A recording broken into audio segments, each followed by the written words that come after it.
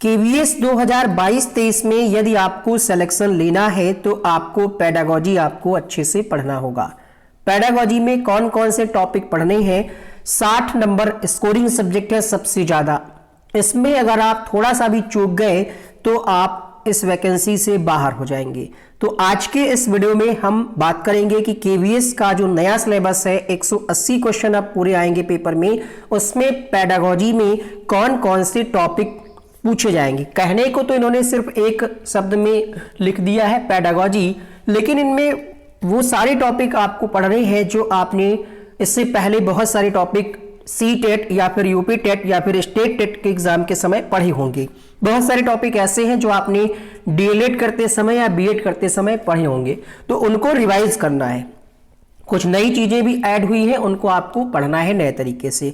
तो complete video को watch करिएगा। बहुत सारे बच्चे कंफ्यूज थे कि ये 60 अंक की तैयारी कैसे करें, क्या क्या टॉपिक इसमें पूछे जाएंगे, किस टाइप के क्वेश्चंस आएंगे, इसको भी हम आज के इस वीडियो में कवर करेंगे। जो आपका 60 अंक का सिलेबस है इसको 5 भागों में डिवाइड किया गया है। पहला है शिक्षार्थी को समझना, जिससे 15 प्रश्न पूछे जाएंगे। टीचिंग लर्निंग को समझना, जिससे 15 प्रश्न। इसके बाद सीखने के अनुकूल माहौल बनाना 10 अंक। स्कूल संगठन और नेतृत्व 10 अंक। शिक्षा में परिप्रेक्ष्य 10 अंक। देख करके ही आप समझ गए होंगे कि जो पहला टॉपिक है शिक्षार्थी को समझना, अर्थात शिक्षार्थी का जितना भी विकास है, विकास के जितने भी पक्ष हैं वो सभी आप समझेंगे, तभी आप शिक्षार्थी को समझ पाएंगे। इसके बाद टीचिंग लर्निंग को समझना, तो इसके अंदर कितने पॉइंट हैं, क्या क्या आपको पढ़ना है। जो ऑफिशियल सिलेबस है वो इंग्लिश में है, तो बहुत सारे बच्चे नहीं समझ पा रहे हैं कि पढ़ना क्या है। खासकर यूपी के बच्चे या फिर स्टेट के बच्चे जिन लोगों ने हिंदी मीडियम से पढ़ाई की है, उनको ज्यादा समस्या हो रही है इसको समझने में। तो ये वीडियो अगर आप देख लेंगे और एक कॉपी पे अपनी नोट कर लीजिएगा, सिर्फ देखने से काम नहीं चलेगा, एक कॉपी पे नोट कर लीजिएगा कि किस टॉपिक को आपको कहां से पढ़ना है, वो भी हम आपको बताएंगे। इसके अलावा केवीएस के नोट्स आपको मिलना शुरू हो रहे हैं, तो आप इस नंबर को सेव कर लें। हार्ड कॉपी के रूप में आपके घर तक नोट्स पहुंचेंगे। कंप्लीट थ्योरी और कुछ इसमें क्वेश्चंस प्रैक्टिस के लिए होंगे। इस तरीके से बुकलेट आपको मिलेंगी, तो आप इस नंबर को सेव करें और व्हाट्सएप करके चार्जेस की जानकारी करें। ऑफिशियल सिलेबस के पेज नंबर 18 पर यहाँ पर पूरा स्कीम दिया गया है आपका पीआरटी का, जिसमें आपको ये पता होगा कि 180 क्वेश्चन इस बार पूछे जाएंगे। जब आप आते हैं पार्ट 3, तो पार्ट 3 में आपसे यहाँ पर लिखा हुआ है 60 क्वेश्चन, ठीक है। इसको हमने हिंदी में कन्वर्ट कर लिया है। हिंदी में आपको समझाएंगे कि कौन कौन टॉपिक से कितने प्रश्न पूछे जाएंगे, क्या क्या टॉपिक आपको पढ़ने हैं। डिटेल सिलेबस यहाँ पर पार्ट वाइज दिया है, ठीक है। आप यहाँ पर देख पा रहे होंगे। बी पार्ट क्या है, अंडरस्टैंडिंग टीचिंग लर्निंग। ए पार्ट है अंडरस्टैंडिंग ऑफ लर्नर। इसको हम हिंदी में आपको बताते हैं ताकि आपको और अच्छे से समझ में आए, और कोशिश करिएगा इसको आप कॉपी में नोट कर लीजिएगा, क्योंकि आपके पास प्रिंटर की सुविधा तो होगी नहीं कि आप इस पीडीएफ को तुरंत प्रिंट कर लेंगे, तो आप इसको कॉपी में नोट कर लीजिएगा वीडियो को रोक करके। ये जानकारी आपको पहले से होगी कि इस बार या पहले भी निगेटिव मार्किंग नहीं है, परीक्षा ऑनलाइन होगी। सब्जेक्ट की जानकारी आपको होगी ही, इस पर हमने अलग से वीडियो भी बना रखा है। हिंदी टोटल अगर क्वेश्चन की बात करें तो हिंदी के 30 क्वेश्चन पूछे जाने हैं, इंग्लिश के 30 क्वेश्चन, मैथमेटिक्स के 20 क्वेश्चन, पेडागोजी 60 नंबर की, EVS 20 number, computer reasoning 5-5 number, और आपका करंट अफेयर्स और जनरल अवेयरनेस मिलाकर के 10 नंबर। आइए बात करते हैं टॉपिक वाइज। यहाँ पर पहला जो यहाँ पर दे रखा है सेक्शन ए में कहा जा रहा है शिक्षार्थी को समझना। इसके अंतर्गत जो टॉपिक दिए गए हैं वो आपने कहीं ना कहीं सीटेट की तैयारी करते समय पढ़ा है, तो ऐसा तो है नहीं कॉन्सेप्ट एकदम से चेंज हो जाएगा केवीएस की परीक्षा में। अगर इस टॉपिक को दे दिया है कॉन्सेप्ट वही रहेगा, प्रश्न पूछने के तरीके में बदलाव देखने को मिल सकता है। लेटेस्ट पैटर्न के क्वेश्चन घुमा फिरा करके, कूट बना करके दे करके, तो यहां पर आपको विकास पढ़ना है, पहला चैप्टर है।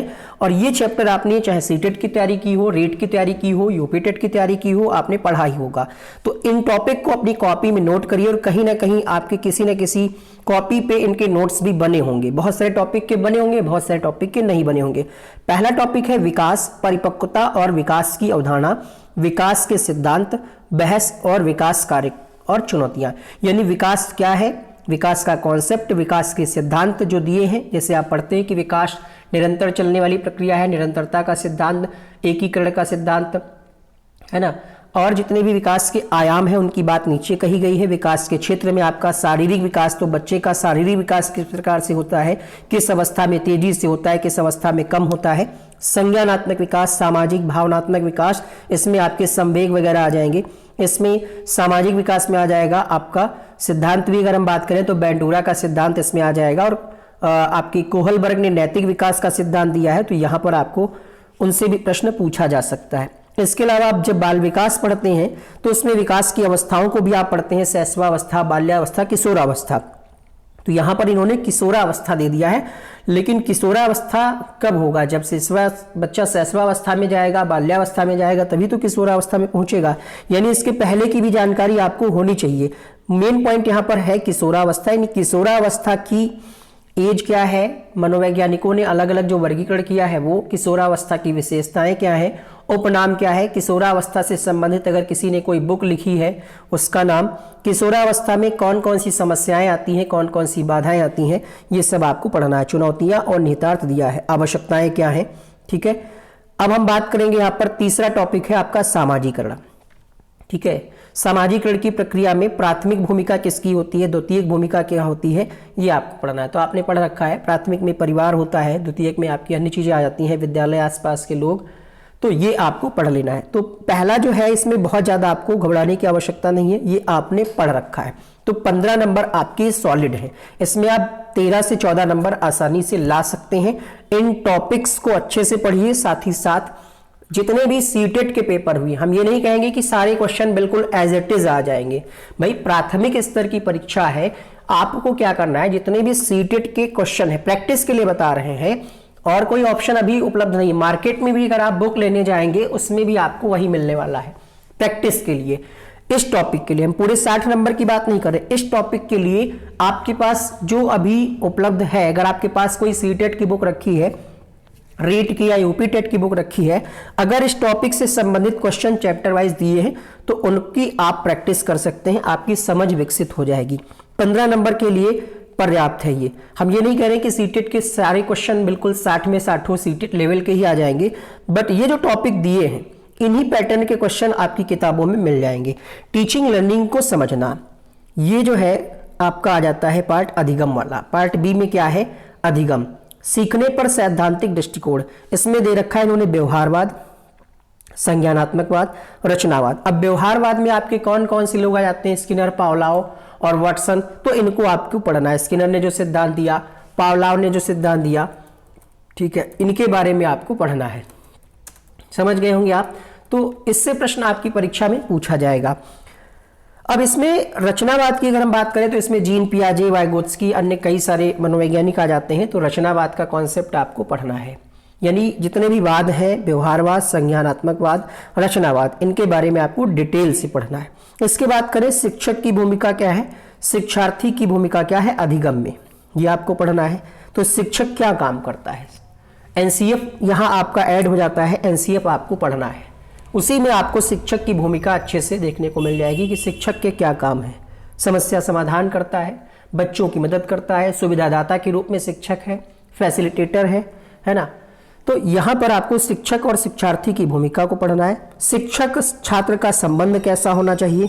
इसके बाद आ जाता है शिक्षण विधियाँ, शिक्षण विधियाँ आपको पढ़ना है।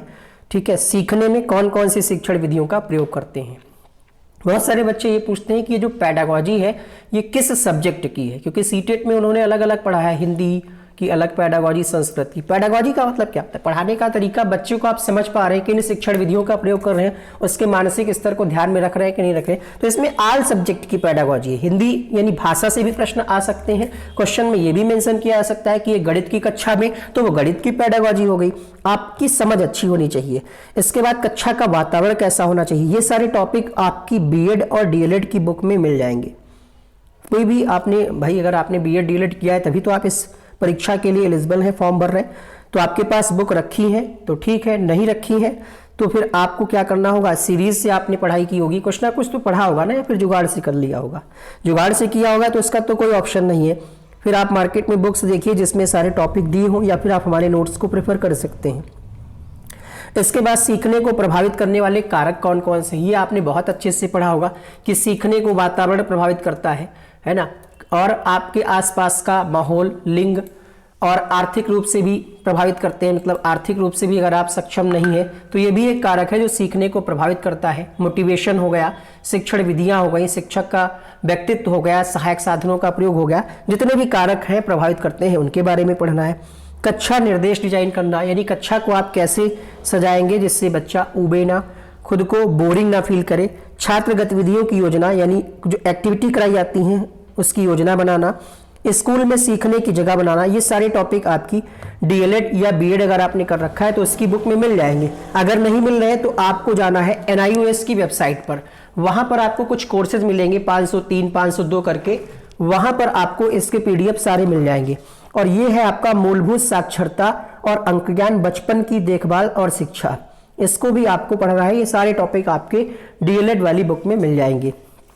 इसके बाद बात करते हैं योग्यता आधारित शिक्षा। तो इसमें आप पढ़ सकते हैं अनुभव, आगे कहा जा रहा है अनुभवात्मक शिक्षा, तो इसमें आप पढ़ सकते हैं अनुभवजन्य का सिद्धांत एक दिया गया है, ठीक है, यानी अनुभव आधारित शिक्षा को आपको पढ़ना है। इसके बाद आपको पढ़ना है लेसन प्लान के बारे में, ठीक है, पाठ योजना, उससे पहले आपको इकाई योजना, वर्ष योजना, पूरे वर्ष की टीचर क्या योजना बनाता है, कोई विद्यालय में जो योजनाएं होती हैं पूरे ईयर की क्या बनती हैं, फिर इकाई योजना, यूनिट प्लान, फिर लेसन प्लान, इसके बारे में आपको पढ़ना है। शिक्षण सामग्री में आपको पढ़ना है श्रव्य दृश्य संसाधन, ठीक है, श्रव्य संसाधन कौन कौन से होते हैं, दृश्य कौन कौन से होते हैं, श्रव्य दृश्य कौन कौन से होते हैं, कितने टाइप के होते हैं, किसमें कौन सा आता है, किसकी क्या विशेषता है, ठीक है, ये आपको पढ़ना है। इसके बाद ICT का प्रयोग, यानी शिक्षण अधिगम के लिए जो कंप्यूटर, ICT का मतलब ये इंफॉर्मेशन कम्युनिकेशन टेक्नोलॉजी, तो टेक्नोलॉजी का क्या रोल रहा है, जैसे आप टेक्नोलॉजी के माध्यम से ही तो ये वीडियो मोबाइल में देख पा रहे हैं, कोर्सेज मोबाइल में देखते हैं, तो इसका क्या प्रयोग हुआ है, इससे क्या बेनिफिट हुए हैं शिक्षण में,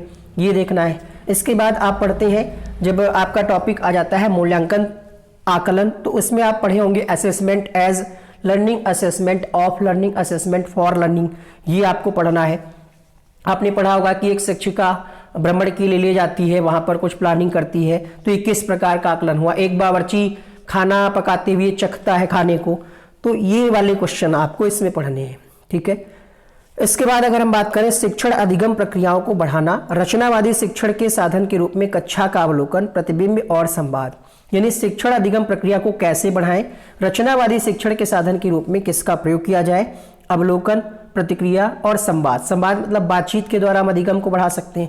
इन्होंने क्या किया है, जो भी टॉपिक हैं अभी ये आपके लिए अच्छा है कि इन्होंने सिलेबस को बिल्कुल डिस्क्राइब कर दिया है। अभी सिर्फ ये 4 ही पॉइंट दिए होते तब आप क्या करते, सिर्फ ये दे देता कि शिक्षार्थी को समझना, टीचिंग लर्निंग को समझना, सीखने के अनुकूल माहौल में, सिर्फ इतना दे देते तो आपको और दिक्कत होती। इन्होंने एक एक टॉपिक को क्लियर कर दिया है कि ये पढ़ना है, तो ये आपके लिए अच्छी चीज है। सीखने के अनुकूल माहौल बनाना, इसमें आपका आ जाता है समावेशी शिक्षा का लगभग टॉपिक, जिससे 10 प्रश्न आपको पूछने आपकी परीक्षा में आने हैं, जैसे विकलांगता और समावेशन की अवधारणा, सामाजिक निर्माण के रूप में विकलांगता के निहितार्थ, विकलांगता कितने प्रकार की होती है ये। इसके अलावा स्कूल मानसिक स्वास्थ्य की अवधारणा, कर्मचारियों के लिए मानसिक स्वास्थ्य के उपचारात्मक उपाय क्या करेंगे अगर किसी स्टाफ के लिए ही कह रहा है ना, कर्मचारियों के लिए, कर्मचारी जो है उनके लिए अगर उपचारात्मक की जरूरत पड़े तो आप क्या प्रावधान करेंगे, परामर्श, इसको आपको पढ़ना है। सीखने के संसाधन के रूप में स्कूल और समुदाय का विकास, समुदाय किस तरीके से सीखने में मदद करता है, स्कूल की क्या भूमिका होती है, ये पढ़ना है। फिर आ जाता है पार्ट डी, स्कूल संगठन और नेतृत्व। इसमें आपको ये पढ़ना है कि स्कूल का संगठन, उसमें कितने लोग होते हैं, कौन कौन से, मतलब टीम निर्माता हो गया यहाँ पर, संरक्षक के रूप में नेता, यहाँ पर सबसे ज्यादा जो रोल रहता है वो रहता है प्रिंसिपल का, वही तो भाई पूरे स्कूल का जिम्मेदारी उसी के पास होती है, कह सकते हैं उसको नेता यानी जैसे कक्षा में मॉनिटर होता है उसी तरीके से स्कूल में प्रिंसिपल, या फिर अगर कोई हेड ऑफ डिपार्टमेंट है, HOD जिनको कहते हैं, तो आप इनके बारे में पढ़ सकते हैं, इनके गुण क्या होते हैं, इनकी आवश्यकता क्यों पड़ती है, इसको आपको पढ़ना है। इसके अलावा यहाँ पर विद्यालय विकास योजना बनाना, किस प्रकार की योजनाएं बनती हैं विद्यालय विकास, इसके लिए आपको NCERT सजेस्ट करेंगे हम, NCERT में आपको ये टॉपिक मिल जाएगा, क्योंकि हमने जो नोट्स बनाए हैं उसमें NCERT से ही बहुत सारी चीज़ें खोज करके लिखी हैं, ठीक है, तो ये आप पढ़ सकते हैं। इसके अलावा आपने DLED या BED किया है तो आपने पढ़ा होगा कि समय सारणी की क्या उपयोगिता होती है, टाइम टेबल कितने प्रकार का होता है, कब कौन सा प्रयोग करना चाहिए, अभिभावक शिक्षक मंच यानी पेरेंट्स मीटिंग, ठीक है, इससे क्या बेनिफिट होते हैं, इस पर आधारित प्रश्न प्रीवियस ईयर 2018-2017 की KVS की परीक्षा में पूछा भी गया है, ठीक है।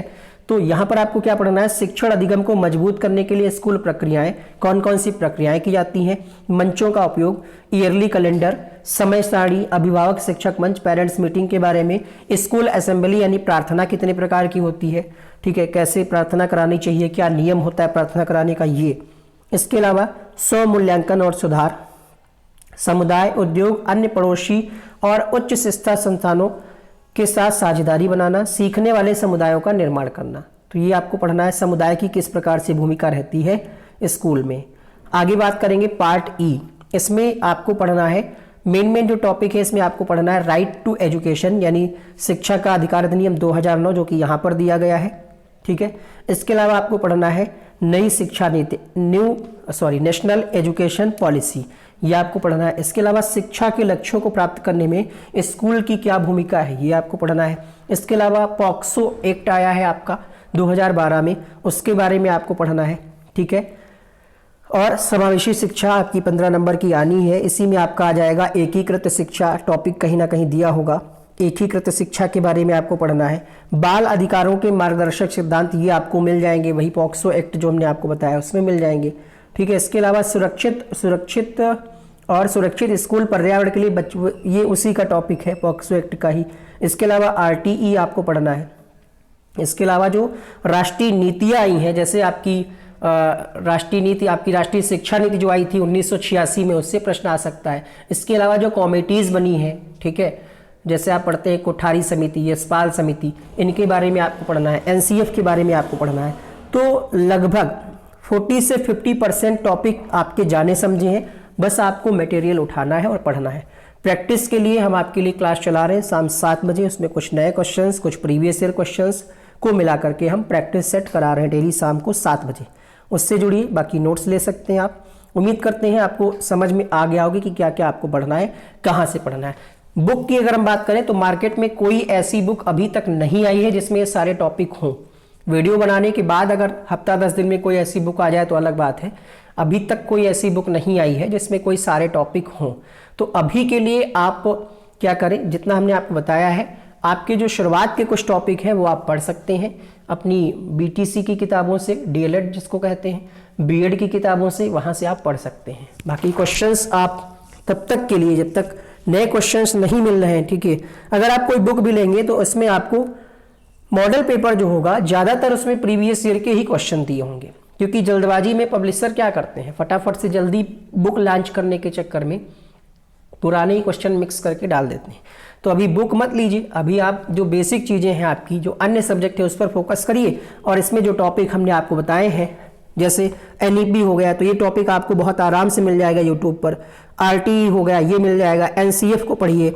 इसके अलावा जो पार्ट ए के जो जितने भी टॉपिक हैं वो आपको बहुत आराम से मिल जाएंगे। विकास के क्षेत्र की सोरावस्था बहुत आराम से मिल जाएगा। इसके अलावा व्यवहारवाद, संज्ञानात्मकवाद, इतना पढ़िए तब तक आपके लिए स्टडी मटेरियल उपलब्ध हो ही जाएगा, ठीक है। चलिए इस वीडियो में इतना ही। वीडियो पसंद आया हो लाइक करिए, शेयर करिए, सब्सक्राइब करिए चैनल को। यहाँ पर कुछ अन्य वीडियोस बन करके आ रहे होंगे, क्लिक करके देख सकते हैं।